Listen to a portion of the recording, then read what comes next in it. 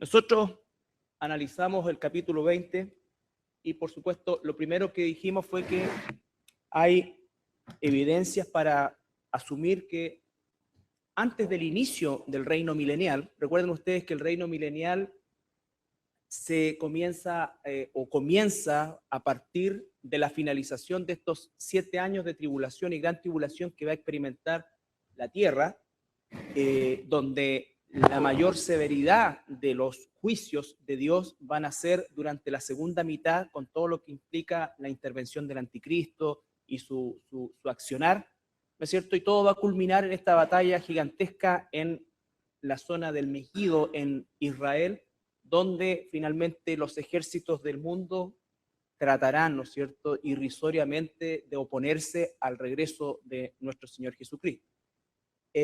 Finalizada esa batalla, que estaba claramente descrita en el capítulo 19, existe, de acuerdo a la profecía de Daniel, que nos dice tiempos y la mitad de un tiempo, que nos habla de 1290 días y después de 1300, no me acuerdo días, pero el tema es que se produce un delta de 45 días.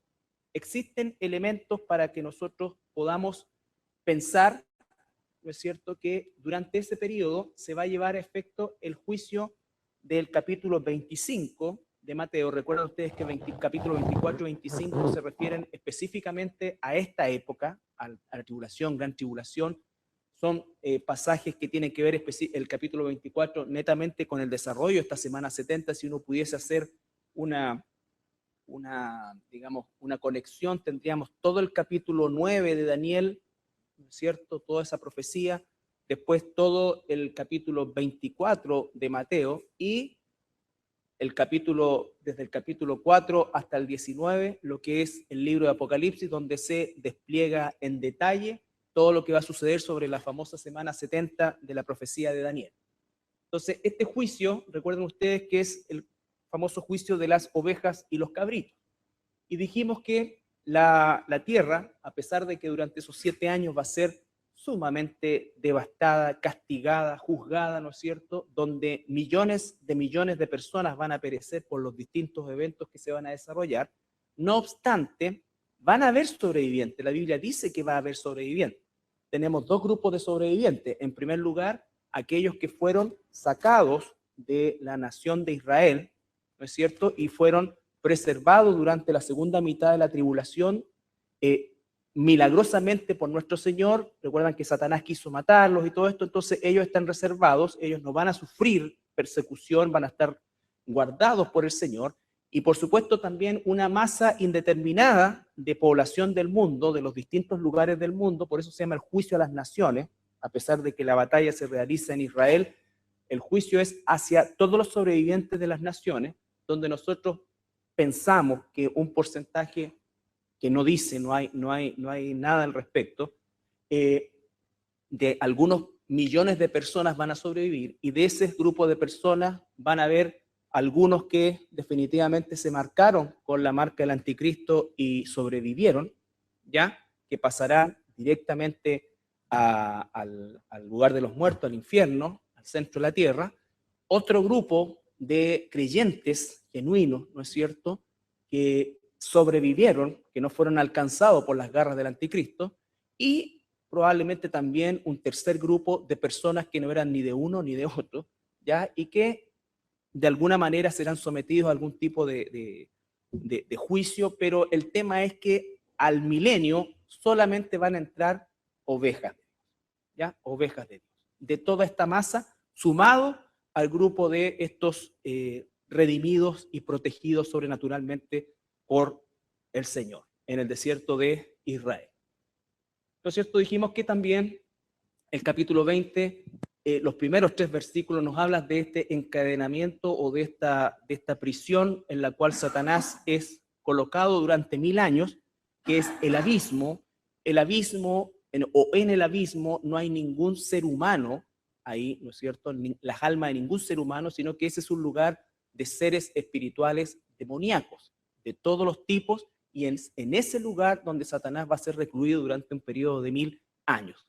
La palabra encadenado hace, por supuesto, alusión a que no solamente va a estar confinado dentro de ese lugar, sino que aún va a estar encadenado. No dice que los otros demonios están encadenados, solamente con Satanás se usa ese término, ¿ya?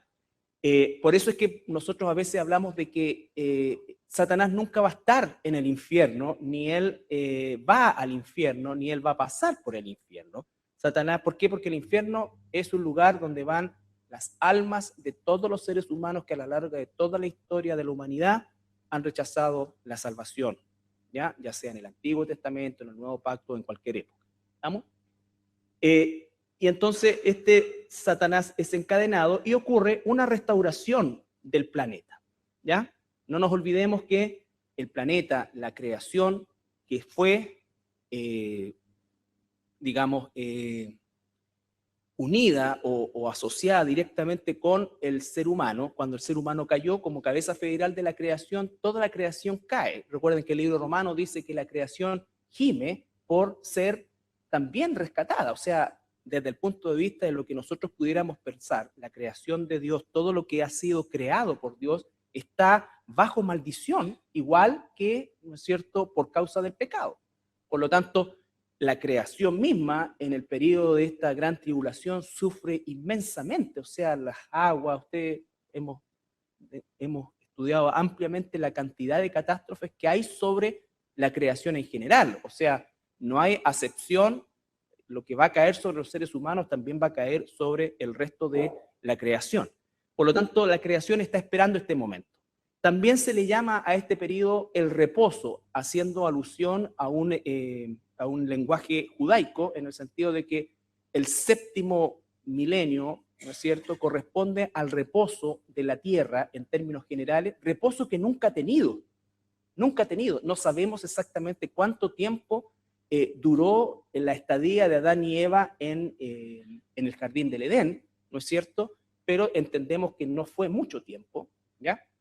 Nadie puede, hay algunos que dicen que fueron segundos, minutos, no lo sé, pero no fueron siglos, no fueron décadas, ¿ya? Por lo tanto, la Tierra en general, el planeta, nunca ha tenido un reposo, ¿ya? Siempre ha estado bajo esa maldición, ya sea devastada, ¿no es cierto?, a lo largo de los siglos por el mismo ser humano y después castigada por los juicios de Dios. ¿Estamos? Entonces, en el milenio hay una restauración del planeta. Recuerden, ¿por qué hay un milenio? Principalmente por este descanso que Dios le prometió a estos tres personajes que son los patriarcas. Le hizo promesas a Abraham, Isaac y a Jacob. Los patriarcas solamente llegan hasta Jacob porque ahí Jacob tiene sus 12 hijos y nace el pueblo de Israel, la nación de Israel. Entonces, cuando hablamos de patriarcas, porque alguien me preguntaba por David y por otros personajes, ellos no son patriarcas. La promesa está hecha en primer lugar a ellos. Bueno, en el caso de David está prometido también el trono, ¿ya? Pero los patriarcas propiamente tal son estos tres personajes. Entonces, en cada uno de estos pasajes y en muchos otros pasajes hay una promesa de un reino perfecto, de justicia y sobre todo un reino donde Israel va a tener una prominencia, ¿ya? Cosa que no ha sucedido nunca. ¿Estamos? También se tienen que cumplir todos los pactos que Dios hizo con Israel, que pertenecen al pacto nuevo.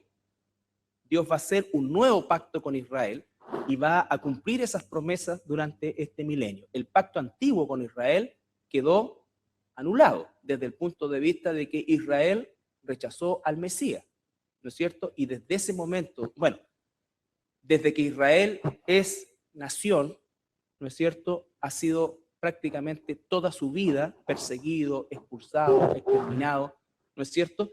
Y quizás, y no quizás, sino que la única época en que Israel disfrutó, entre comillas, disfrutó de un tiempo de bonanza fue cuando David fue rey y posteriormente su hijo Salomón, pero estamos hablando de un periodo no más de 60 años, ¿ya? Sin embargo, posteriormente vino el peor o uno de los peores periodos, que fue la guerra civil, la división del reino y la sucesión de más de 60 reyes entre el norte y el sur, la cual la gran mayoría de ellos hizo lo malo ante los ojos del Señor. Por lo tanto, ellos dejaron el pacto y Dios dice incluso que se divorció de ese Israel. ¿Recuerdan ustedes esa palabra? Se divorció, ¿no es cierto?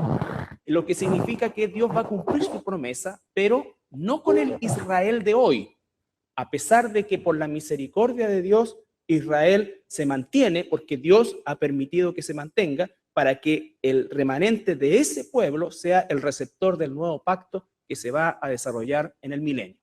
¿Estamos?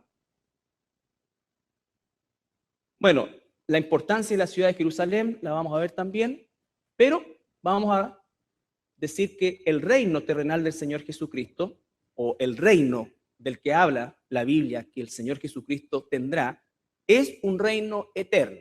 También importante recalcar que el milenio es un periodo terrenal de ese reino, pero que el reino es eterno. Lo que pasa es que va a tener un periodo de 1000 años terrenal y después va a continuar ese reinado en la eternidad en la Nueva Jerusalén. ¿Ya? Vamos a leer el capítulo 12, versículo 10 de Apocalipsis. Entonces oí una gran voz en el cielo que decía: ahora ha venido la salvación, el poder y el reino de nuestro Dios y la autoridad de su Cristo, porque ha sido lanzado fuera el acusador de nuestros hermanos, el que los acusaba delante de nuestro Dios día y noche. Ahí es el comienzo de el reinado de Jesucristo. El reinado de Jesucristo, en rigor, comienza cuando Satanás es expulsado del cielo. Cuando Jesús viene en su segunda venida, él ya viene con el título Rey de Reyes y Señor de Señores, ¿no es cierto? Él viene a ocupar o ya a tomar posesión del trono, ¿no es cierto? Pero su reinado comienza al momento que Satanás es expulsado del cielo, ¿ya? Daniel, capítulo 2, versículos 34 y 35. Recuerden estudiar, repasar siempre Daniel para poder entender mejor Apocalipsis. Estabas mirando hasta que una piedra fue cortada, no con mano, e hirió a la imagen en sus pies de hierro y de barro cocido, y los desmenuzó. Entonces fueron desmenuzados también el hierro, el barro cocido, el bronce, la plata y el oro, y fueron como tamo de las eras del verano, y se los llevó el viento, sin que de ellos quedara rastro alguno. Mas la piedra que hirió a la imagen fue hecha un gran monte que llenó toda la tierra. Bien, ¿recuerdan esa escena? Eso corresponde al sueño de Nabucodonosor. ¿Qué es lo que está diciendo ahí? Que esa estatua que representa a todos los tipos de gobiernos de la historia de la humanidad, incluido el último sistema del anticristo, que van a ser los pies de barro y mezclado con hierro, ¿no es cierto? Que va a ser en parte fuerte y en parte débil, porque aunque va a tener un control grande, no va a poder tener un control absoluto, no va a gozar de omnisciencia, va a tener que hacer uso de alianzas también. Entonces, todo eso implica que va a ser débil y fuerte, en parte débil y en parte fuerte. Pero esta piedra, que es el Señor Jesucristo, que desde siempre es considerada la roca, ¿no es cierto? Porque la traducción al hebreo de esa palabra piedra ahí es roca, ¿ya? La misma que después es Petra en griego, ¿ya? La roca es Cristo. Entonces, Cristo es el que rompe todos esos sistemas y finalmente los pulveriza, todos esos sistemas gubernamentales, y se establece esta piedra sobre el monte que va a reinar sobre todo el mundo, que está haciendo alusión al monte del templo en la ciudad de Jerusalén. ¿Estamos? Daniel capítulo 2 también, pero el versículo 44-45, que hace alusión a lo mismo. Recuerden, el reino terrenal del Señor Jesucristo esto no ha ocurrido. Daniel fue escrito por lo menos 6 siglos antes de que Juan escribiera el Apocalipsis, y lo que escribió Daniel todavía no se ha cumplido. ¿Ya? 44-45. Y en los días de estos reyes, el Dios del cielo levantará un reino que no será jamás destruido. No será el reino dejado a otro pueblo. Desmenuzará y consumirá a todos estos reinos, pero él permanecerá para siempre. De la manera que viste que del monte fue cortada una piedra, no con mano, la cual desmenuzó el hierro, el bronce, el barro, la plata y el oro. El gran Dios ha mostrado al rey lo que ha de acontecer en lo porvenir, y el sueño es verdadero y fiel su interpretación. Recuerden Daniel interpreta al pie de la letra el sueño, ¿no es cierto? Y él, como lo dice después el capítulo 12, no entiende nada de lo que vio, de lo que escribió, de lo que proclamó. Nosotros tenemos la bendición hoy día de poder interpretar a lo largo de toda la historia la profecía de Daniel. Lo mismo, ¿no es cierto? Levantará un reino que no tendrá fin, que tendrá un periodo de 1000 años terrenales, pero que es eterno, ¿no es cierto? Continuará en la eternidad futura, en la Nueva Jerusalén, pero también dice que ese reino va a destruir otra vez, ¿no es cierto? Nos da la misma lección de que quiebra todos los sistemas humanos por los cuales el ser humano se ha autogobernado durante todos los siglos. Todos los gobiernos del mundo, todos los sistemas gubernamentales del mundo obedecen a estas 5 directrices, ¿ya? Puede que en algún momento se llamen imperio, reino, república, lo que sea, ¿no es cierto? Pero todas tienen el mismo tenor, ¿ya? El mismo tenor en el sentido de enseñorearse de quienes son gobernados, que lo estamos viviendo nosotros también en nuestra época, en carne propia, bajo todo punto de vista. Por lo tanto, la situación es que el Señor va a traer este reino de justicia, destruyendo todos los demás. Daniel 7:27. ¿Quiénes? Ahora la pregunta es, ¿quiénes entrarán en este reino milenial? ¿No es cierto? Ya sabemos que ¿quiénes? Salté una. ¿Quiénes reinarán? Porque hay promesa de que la iglesia, por ejemplo, va a reinar con Cristo. Esto nos atañe a nosotros, por lo tanto, esto es parte importante en la cual volvemos a aparecer nosotros cuando desaparecimos en Apocalipsis 4, ¿no es cierto? Volvemos a aparecer en otra condición en Apocalipsis 20, ¿ya? Pero primero debemos, Daniel 7:27. Y que el reino y el dominio y la majestad de los reinos debajo de todo el cielo sea dado al pueblo de los santos del Altísimo, cuyo reino es reino eterno, y todos los dominios le servirán y obedecerán. Ese pueblo al que hace alusión ahí en primer lugar se está refiriendo a Israel. Entonces, todos los salvos de Israel, del Antiguo Testamento, del Israel antiguo, que hubo gente salva, por ejemplo, Daniel fue salvo, por decir, toda esa gente que va a tener en este momento, al igual que la iglesia, cuerpos glorificados, serán parte del reino con Jesucristo, reinarán con Jesucristo. Otro grupo, Mateo 19:28. Y Jesús les dijo, de cierto os digo que en la regeneración, cuando el Hijo del Hombre se siente en el trono de su gloria, vosotros que me habéis seguido, también os sentaréis sobre 12 tronos para juzgar a las 12 tribus de Israel. Otro grupo entonces que va a reinar seguro con Cristo son los apóstoles, los 12 apóstoles. ¿Estamos? Entonces dice incluso que ellos van a tener una función bien específica, entre otras cosas, de juzgar a las tribus de Israel. ¿Ya? Entonces tenemos a los santos del Antiguo Testamento, partiendo por el pueblo de Israel, a los apóstoles, y después tenemos en 2 Timoteo 2:12. Si sufrimos, también reinaremos con él. Si le negáramos, él también nos negará. Entonces, esa promesa en la carta de Timoteo está hecha a la iglesia, ¿no es cierto? Si sufrimos, también vamos a reinar con él, ¿no es cierto? Dice, si no le negamos, él tampoco nos negará. Ahora, ¿un cristiano verdadero puede negar a Jesucristo? La respuesta es no.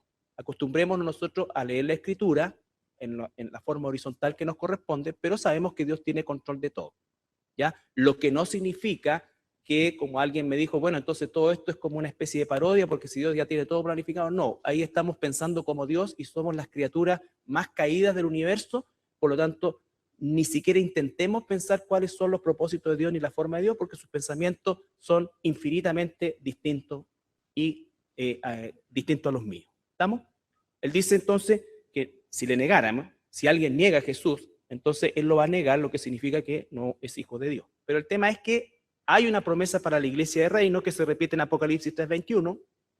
Al que venciere, le daré que se siente conmigo en mi trono, así como yo he vencido y me he sentado con mi Padre en su trono.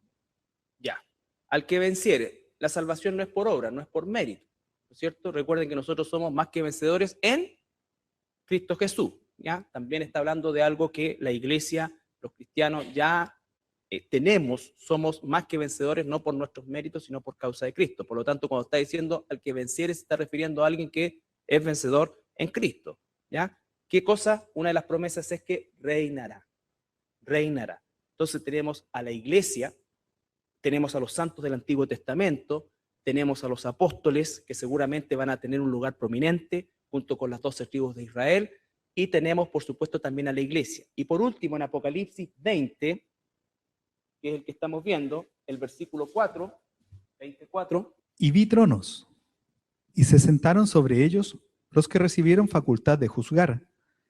Y vi las almas de los decapitados por causa del testimonio de Jesús y por la palabra de Dios, los que no habían adorado a la bestia ni a su imagen, y que no recibieron la marca en sus frentes ni en sus manos, y vivieron y reinaron con Cristo 1000 años. Ya. Entonces, el cuarto grupo lo constituyen todos los santos muertos durante los 7 años de la tribulación y gran tribulación, la gran mayoría de ellos decapitados, ¿no es cierto? Ya sea por no marcarse, por predicar el evangelio, como sea. Entonces, ahí tenemos los 4 grupos que vamos a reinar con Cristo, dice la Escritura. ¿Eso significa qué cosa?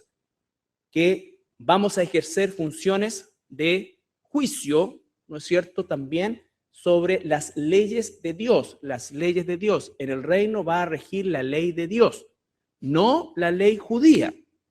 La ley judía está constituida el día de hoy prácticamente por un 50 o más % de tradiciones, que son las mismas tradiciones que Jesús condenó en su tiempo, ¿no es cierto? Entonces, cuando estamos hablando de la ley de Dios, no se les venga a la mente el concepto judaico, sino que el concepto escritural, los principios de Dios, la ley de Dios. Y eso es lo que el Señor va a ejercer, dice, con vara de hierro, ¿ya? O sea, con firmeza. ¿Estamos?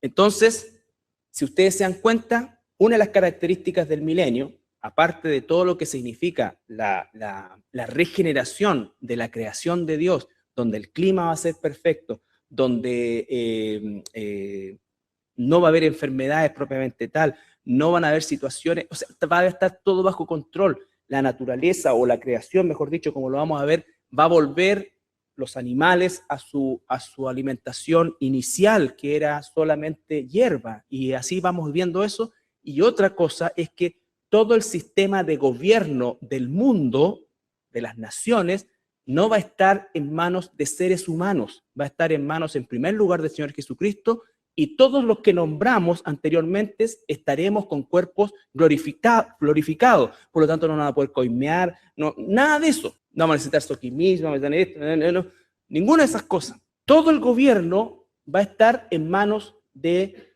Jesús como Rey de Reyes y Señor de Señores, y estos grupos de personas, entre las cuales por misericordia de Dios estamos nosotros, y tendremos cuerpos glorificados. Capítulo 20, versículo 5, dice: pero los otros muertos no volvieron a vivir hasta que se cumplieran los 1000 años. ¿Quiénes son esos otros muertos? Todos aquellos almas de seres humanos que murieron sin salvación de cualquier época, que solamente saldrán del infierno para pasar ya no ni siquiera en el planeta Tierra va a ser el juicio final, sino que es ante el trono blanco, donde no va a participar en ese juicio la iglesia ni nadie. ¿Por qué? Porque ese juicio es llevado directamente por el Señor. ¿Y quienes se ven participando y ayudando en esto? Ángeles. Ángeles llevan a la persona, ¿no es cierto? Ángeles dictan la sentencia y ángeles toman y arrojan al lago de fuego a todos aquellos que mueran sin salvación, sin Cristo. ¿Estamos? Entonces dice, esta es la primera resurrección. Nosotros pertenecemos a la primera resurrección. Y dice el versículo 6, bienaventurado y santo el que tiene parte en la primera resurrección. Nosotros no vamos a ser regenerados, nosotros vamos a ser transformados. Es decir, que nuestra naturaleza como seres humanos desaparece. desaparece y tenemos un cuerpo glorificado, semejante al del Señor Jesucristo en la resurrección, donde se materializaba, se desmaterializaba, en fin, tenía características que no tiene la carne y la sangre, porque dice la Escritura que la carne y la sangre finalmente no pueden heredar el reino de los cielos. Pueden existir y van a existir en el reino milenial, pero el reino de los cielos como tal, la Nueva Jerusalén, no. ¿Estamos? Bienaventurado el que tiene parte de la primera resurrección, la segunda muerte no tiene potestad sobre esto, sino que serán sacerdotes de Dios y de Cristo, y otra vez, y reinarán con él 1000 años. ¿Estamos? 1000 años. ¿Quiénes van a entrar al milenio? ¿Quiénes van a entrar al milenio? Vamos a ver. Zacarías 14, 16. Recuerden que los que entran al milenio van a entrar como seres humanos regenerados, pero siguen siendo seres humanos. ¿Estamos? Zacarías 14, 16. Y todos los que sobrevivieren de las naciones que vinieron contra Jerusalén. Pausa. Y todos los que sobrevivieron de las naciones que vinieron contra Jerusalén, está hablando entonces de la batalla del Armagedón, ¿no es cierto? Los que sobrevivan de las naciones van a ser la primera generación de seres humanos regenerados que entren al milenio. ¿Quiénes de esos que sobrevivieron? Zacarías está escrito muchos siglos antes de Mateo, ¿no es cierto? ¿Quiénes van a entrar? Los sobrevivientes que sean ovejas. ¿Vamos? Subirán de año en año para adorar al Rey, a Jehová de los ejércitos, y a celebrar la fiesta de los tabernáculos. Ya, de año en año, es decir, subirán a Jerusalén. Siempre se dice subir a Jerusalén porque Jerusalén está más o menos 900 metros sobre el nivel del mar, en relación a el resto de Israel. Entonces, siempre se habla de que suben a Jerusalén, y eso implica que las naciones, año a año, tendrán que subir a celebrar una fiesta en particular, que es la fiesta de los tabernáculos o la fiesta del Sukkot, ¿ya? Entonces, esa fiesta será celebrada y, tal como dice la Escritura, la tierra será llena del conocimiento de Dios. Probablemente nosotros tendremos que participar directamente en la enseñanza de la ley de Dios, en el cuidado de la ley de Dios, en fin, todo lo que tenga que ver con eso. Pero el alimento espiritual de toda la humanidad será la ley de Dios, ¿ya? Todos serán instruidos en la ley de Dios. Isaías 65, 17 al 25. Porque he aquí que yo crearé nuevos cielos y nueva tierra. Pausa, perdón. Isaías nombra por lo menos 4 veces la expresión cielos nuevos y tierra nueva. Nosotros tenemos que entender el contexto para poder darle la interpretación correcta. ¿Por qué? Porque habla de igual manera cielo nuevo y tierra nueva en la regeneración, refiriéndose al milenio, como cielo nuevo y tierra nueva haciendo alusión a la Nueva Jerusalén. Entonces, este cielo nuevo y tierra nueva al que se está refiriendo acá es específicamente el milenio, ¿ya? Y de lo primero no habrá memoria, ni más vendrá al pensamiento. Mas os gozaréis y os alegraréis para siempre en las cosas que yo he creado. Porque he aquí que yo traigo a Jerusalén alegría y a su pueblo gozo. Y me alegraré con Jerusalén y me gozaré con mi pueblo, y nunca más se oirán en ella voz de lloro ni voz de clamor. No habrá más allí niño que muera de pocos días, ni viejo que sus días no cumpla, porque el niño morirá de 100 años y el pecador de 100 años será maldito. Edificarán casas y morarán en ellas, plantarán viñas y comerán el fruto de ellas. No edificarán para que otro habite, ni plantarán para que otro coma, porque según los días de los árboles serán los días de mi pueblo, y mis escogidos disfrutarán la obra de sus manos. No trabajarán en vano, ni darán a luz para maldición, porque son linaje de los benditos de Jehová, y sus descendientes con ellos. Y antes que clamen, responderé yo, mientras aún hablan, yo habré oído. El lobo y el cordero serán apacentados juntos, y el león comerá paja como el buey, y el polvo será el alimento de la serpiente. No afligirán ni harán mal en todo mi santo monte, dijo Jehová. Bien, Ese grupo al que llama mi pueblo está haciendo alusión directa a ese remanente que está guardado en el desierto. Recuerden que los otros que sobrevivan de todas las naciones van a ser juzgados, ovejas y cabritos, y van a ir a habitar las naciones y de año en año tienen que subir a Jerusalén. Pero acá está específicamente hablando a su pueblo. Esos israelitas, ese grupo de cada tribu que Dios tomó, ¿no es cierto? Y los conservó milagrosamente en el desierto de todo el periodo de los 3 años y medio de la gran tribulación. Ese será digamos, las primicias que entrarán a habitar Jerusalén, donde ya obviamente no habrá más llanto, no escucharán más gritos, no escucharán más esto. ¿Por qué? Porque en definitiva ya Dios ha restaurado, por supuesto, de manera milagrosa, ¿no es cierto? Y nos da características de este periodo. Por ejemplo, que el trabajo no será algo infructuoso desde el punto de vista de que no existirá una justicia perfecta, Cada cual tendrá exactamente lo que necesita, lo que requiere, ¿ya? Podrán construir y vivir tranquilamente en su casa, podrán plantar, podrán vivir de la tierra, será todo justicia. No habrá nadie que se aproveche del otro, nadie que en definitiva tome algo indebido.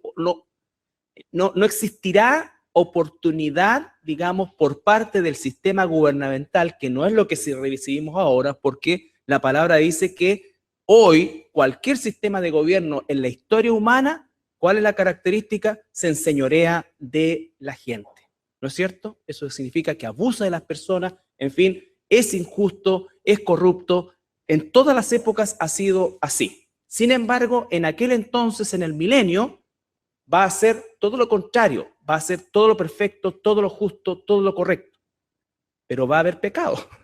Por lo tanto, el pecado no va a correr por cuenta ya de Satanás que está encadenado, no va a correr por cuenta del sistema que es perfecto, del gobierno que es justo, que es perfecto, sino que el propio ser humano que nace en ese periodo, ¿no es cierto? Y que va a nacer durante este periodo, va a demostrar que la inclinación del corazón del hombre va siempre a ser de continuo mal, ¿ya? Este es un descanso para la tierra, no una comprobación de que el hombre puede ser regenerado. ¿Me explico? El hombre tiene que ser transformado, el ser humano. La regeneración lo que va a hacer, por supuesto, es que las primeras generaciones, la primera generación de seres humanos que entra el milenio, sin duda alguna son todos ovejas, pero se van a ir desarrollando en el tiempo, creciendo a un número sumamente mayor que el nuestro, que el que tenemos nosotros, el que conocemos nosotros. Piensen ustedes que, según el libro de los récords Guinness, la empanada más grande, no, récords, no. La mujer con más alumbramientos, ¿no es cierto? Alumbramientos, muchos de esos bebés nacieron muertos, son 78, es una checoslovaca, ¿ya? 78. Entonces, supongamos una media de 50 hijos por mujer en aquella época, porque obviamente, no sé, supongamos la menopausia la llegar a los 500 años. Si es que hay, ¿ya? Si es que hay. Entonces, no va a haber problema económico para criar a los niños, no va a haber ley de aborto, no va a haber ninguna de estas cosas. Por lo tanto, todo esto va a significar que la población del mundo se va a multiplicar, pero gigantescamente, gigantescamente. Piensen ustedes que la realidad nuestra de hace 30 años, 20 años, 10 años, es crece, ¿no es cierto? Bueno, en las condiciones ideales de todo punto de vista, ¿por qué? Porque la mujer no va a parir con dolores y va todo eso a estar, ¿no es cierto?, bajo el control de Dios también. Lo que significa que la labor principal de las generaciones primarias va a ser mantener, ¿qué cosa? Transmitir la ley de Dios, ¿ya? La creación, los animales, como aparece ahí, ¿no es cierto?, que es la típica carátula de una atalaya, los animales salvajes van a perder esa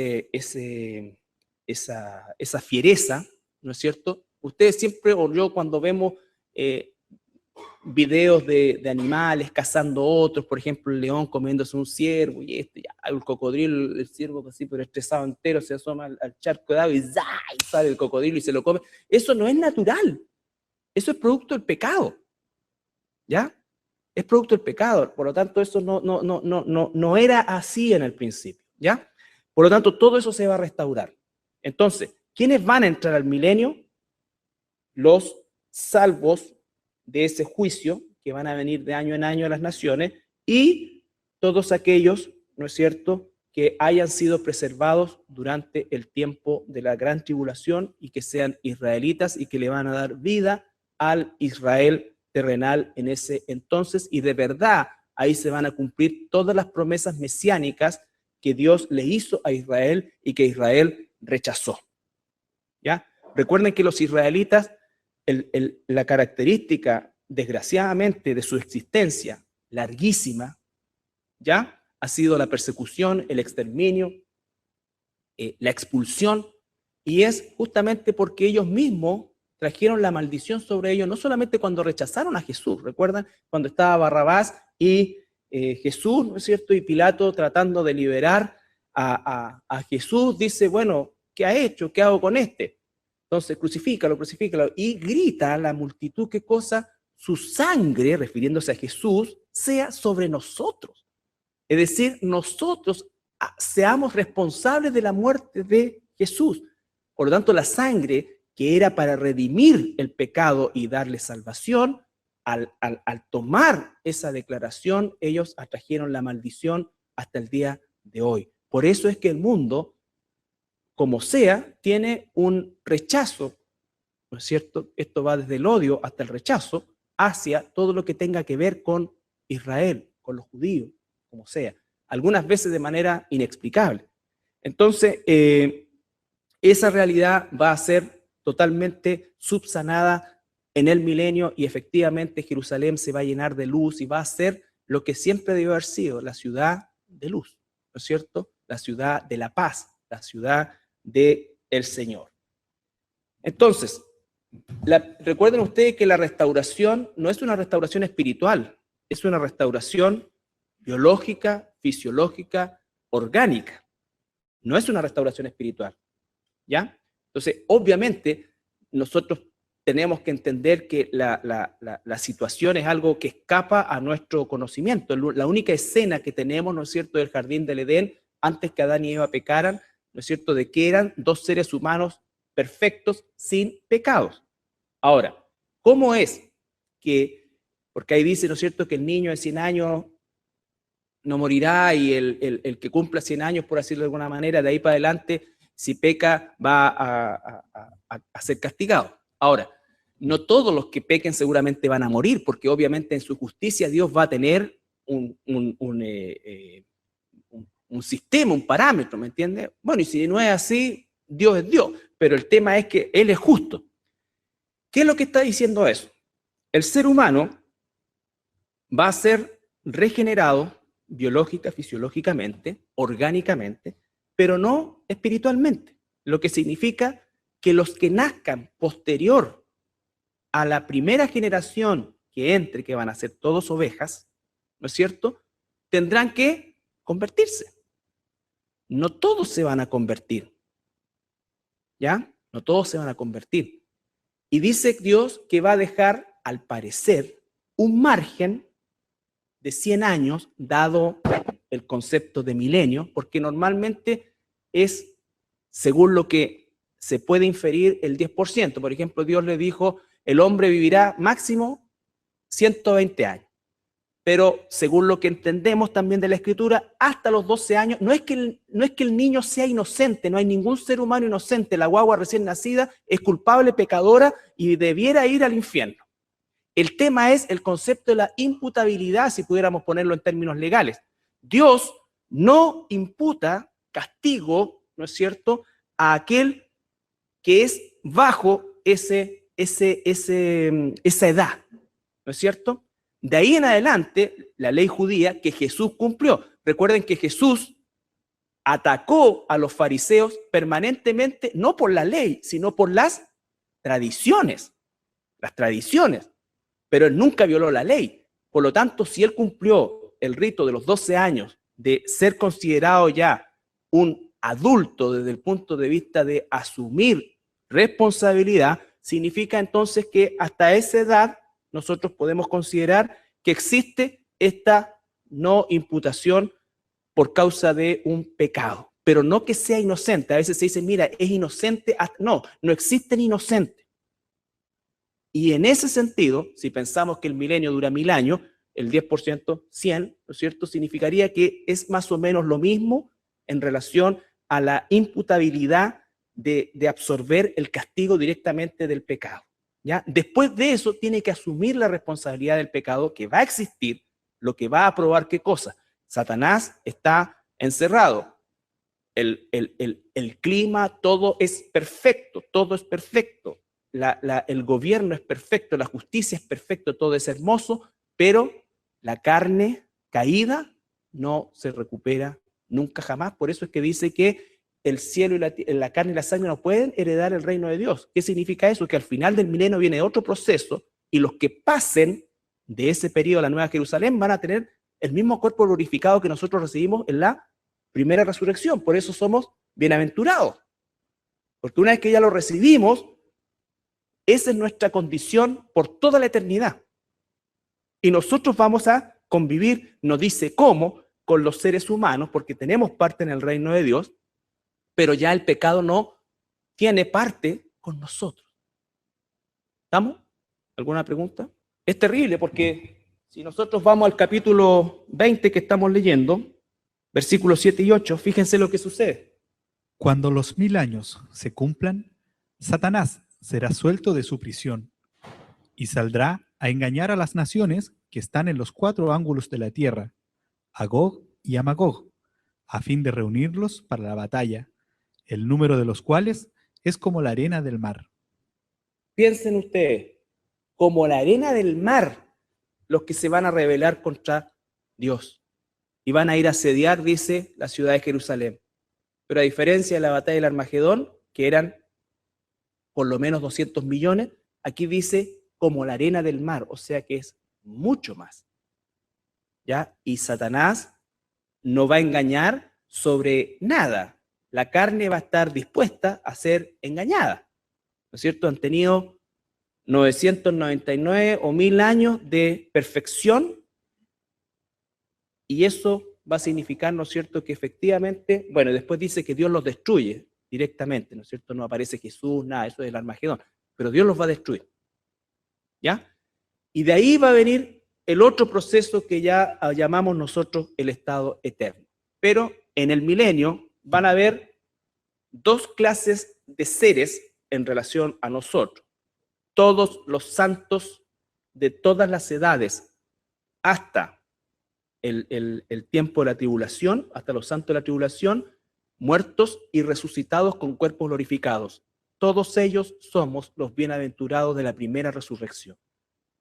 Y van a haber seres humanos nacidos, ¿no es cierto? Y los que entraron van a estar ahí también, ¿no es cierto? Porque esos que entraron no van a morir porque son hijos de Dios en la primera generación. O sea, esos sí van a vivir 1000 años, van a soplar 1000 velas. ¿Ya? Pero las generaciones subsecuentes van a desviarse también. ¿Ya? Por eso es tan importante la labor que nosotros debemos incluso el día de hoy realizar. ¿Qué es lo que le dijo Jesús? O sea, Dios a Israel. Y con esto terminamos en Deuteronomio capítulo 6. Deuteronomio capítulo 6 desde el versículo 1 hasta el 9. Estos, pues, son los mandamientos, estatutos y decretos que Jehová vuestro Dios mandó que os enseñase, para que lo pongáis por obra en la tierra, a la cual pasáis vosotros para tomarla, para que temas a Jehová tu Dios, guardando todos sus estatutos y sus mandamientos que yo te mando. Tú, tu hijo, el hijo de tu hijo, todos los días de tu vida, para que tus días sean prolongados. ¿Cuál es la misión de la primera generación de los que iban a entrar a la tierra prometida? Guardar, conocer y enseñar. ¿Ya? Enseñar. Oye, pues, oh Israel, y cuida de ponerlos por obra, para que te vaya bien en la tierra que fluye leche y miel, y os multipliquéis, como te ha dicho Jehová, el Dios de tus padres. Oye, Israel, Jehová nuestro Dios, Jehová uno es. Y amarás a Jehová, tu Dios, de todo tu corazón y de toda tu alma, y con todas tus fuerzas. Y estas palabras que yo te mando hoy estarán sobre tu corazón, y las repetirás a tus hijos, y hablarás de ellas estando en tu casa, y andando por el camino, y al acostarte, y cuando te levantes. Y las atarás como una señal en tu mano, y estarán como frontales entre tus ojos, y las escribirás en los postes de tu casa y en tus puertas. Entonces, aquí tenemos nosotros la dinámica que Dios le pidió a esta generación que iba a entrar a la tierra prometida. Recuerden que quedó en el desierto todos aquellos mayores de 20 años, ahí tenemos otra que entraron en el desierto, ¿no es cierto? Y todos los mayores de 20 años murieron en el desierto. Por lo tanto, es una nueva generación que va a entrar. Esa nueva generación tenía como misión enseñar a todas las generaciones siguientes la palabra de Dios, las ordenanzas, y no solamente eso, vivirlas, las repetirás a tus hijos en el camino, para acá, para allá, en todo momento, no solamente sentar al niño y decirle, mira, esto es lo que... No, sino que todo el tiempo, en su forma de ser, en la forma de... para que los frutos fueran vistos y también fueran absorbidos por las generaciones futuras. ¿Hizo eso Israel? Claro que no, se transformó después en matanza de animales y en una suma de tradiciones muertas hasta el tiempo de Jesús, ¿no es cierto? Pero dice, cuídalas por ponerle. La idea era, ¿no es cierto?, que el judío tuviera en todas partes señales que lo llevaran a la ley de Dios, como que, por ejemplo, tú o yo en la casa tuviéramos cuadritos de versículos clave, ¿no es cierto?, en el baño. Entonces, en la mañana, lo primero que hace antes de mirarte el caracho, vas y ves 3, 4 versículos y te acuerdas de que tienes que orar, de que tienes que esto y acá. ¿Por qué? Porque somos por naturaleza pecadores y vamos a tender a pecar. Si nosotros no nos llenamos de la palabra de Dios y no vivimos esa palabra, estamos a expensas y nos sorprendemos en el milenio, ¿no es cierto? Porque algunos abren los ojos y dicen, pero ¿cómo se va a hacer todo perfecto? Porque somos así. Nosotros no estaremos en el milenio, pero estamos bastante bien en relación a gran parte de la población del mundo, pero igual, ¿cuál es nuestra tendencia? A pecar. Tenemos libertad para la Biblia, tenemos libertad para congregarnos, tenemos libertad para todo. Para todo. ¿Pero lo hacemos? No, estamos más envueltos en nuestras cosas y si tenemos tiempo, ¿no es cierto? Ya si como última alternativa, entonces es lo mismo. ¿Ya? Entonces, claro, miramos a los hermanos que están allá en China o en los países comunistas y que de a poquito por acá se pasa una Biblia y nosotros tenemos todas las Biblias, todas las versiones, todas las cosas, todo, todo. La pregunta es, ¿qué hacemos con eso, con esa abundancia? O sea, no necesitamos pensar y juzgar a los que van a caer en el milenio porque nosotros somos iguales. Y te aseguro que si entráramos como seres humanos al milenio, seríamos iguales. ¿Cuánta gente está en su casa viendo las noticias, viendo esto? Esto no le interesa. Entonces no me vengan a decir que creen en Dios. Razones puntuales, circunstanciales, la que tú quieras, pero no te interesa. Las circunstancias son eso, circunstancias, pero la constante te da una definición, te define, no te interesa. No te interesa. Entonces, de eso se trata esto. Esto es lo que les dice. Por eso no nos sorprendamos, ¿no es cierto? Porque además las siguientes generaciones van a ser cada vez más lejos del inicio, de la pasión de los primeros, de aquellos que sobrevivieron al anticristo y sobrevivieron a no marcar sobre eso. Entonces, esa gente va a quedar como un anecdotario. Pero las nuevas generaciones se van a olvidar de eso. Se van a olvidar de eso. Es como cuando un presidente viene y dice, para estar bien contigo, ya te devuelvo toda la Patagonia. Un par de generaciones después, soldados muertos, gente muerta, gente que dio su vida, todas las cosas, ¿para qué? No, te olvidas de eso. ¿Por qué? Porque no, ya no te llega. Ya no te llega. Es nuestra responsabilidad. Por eso es que dice la palabra que tenemos que presentarnos como obreros aprobados, que no tenemos de qué avergonzar. Y yo creo que muchos de nosotros nos avergonzaríamos de lo que hacemos con nuestro tiempo, con nuestros recursos, ¿no es cierto? Y esto no es para salir y ya, y ahora empiezo desde el Génesis. No, siéntate, cálmate, ora, arrepiéntete. Y estoy hablando a hermanos y hermanas que son constantes en la iglesia. ¿Por qué? Porque ni siquiera los inconstantes van a escuchar estas palabras. Entonces, lo que nos queda de tiempo en esta tierra, tenemos que hacer la obra de Dios en todo orden de cosas. Y sí, hay que estudiar, da tiempo hasta para entretenerse, hay tiempo para todo. Y nosotros vivimos en un paraíso en relación a la realidad de gran parte de la población del mundo. Pero al que mucho se le da, mucho se le pide. ¿Ya? No va a llegar donde el Señor, pero es que yo estaba amurrado porque yo ahí haciendo berrinche. Qué vergüenza. Qué vergüenza.